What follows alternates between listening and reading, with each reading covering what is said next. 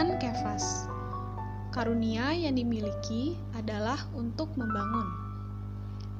Di dalam 1 Korintus pasal 14 ayat 26, jadi bagaimana sekarang saudara-saudara? Bila mana kamu berkumpul, hendaklah tiap-tiap orang mempersembahkan sesuatu. Yang seorang mazmur, yang lain pengajaran, atau penyataan Allah, atau karunia bahasa roh, atau karunia untuk menafsirkan bahasa roh.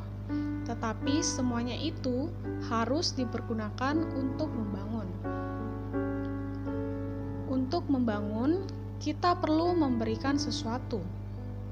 Menurut penekanan dan penegasan surat ini, kelima perkara yang dicantumkan dalam ayat ini seharusnya berpusat pada Kristus sebagai inti Allah menjadi bagian kita, dan gereja sebagai sasaran Allah menjadi tujuan kita. Mazmur seharusnya merupakan pujian bagi Allah karena memberikan Kristus sebagai hikmat dan kekuatan kita untuk kehidupan kita sehari-hari dan kehidupan gereja.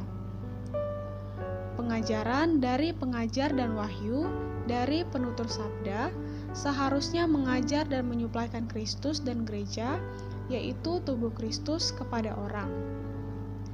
Bahasa lidah dan penerjemahannya juga seharusnya mengambil Kristus dan gereja sebagai inti dan isi.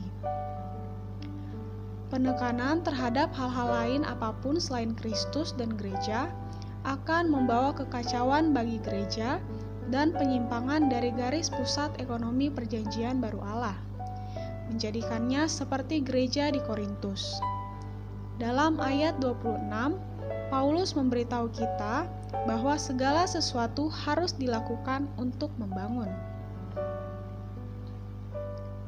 Sobat Kefas, melalui hal ini kita dapat melihat bahwa apapun yang kita lakukan dalam sidang gereja haruslah bagi pembangunan orang-orang kudus dan gereja.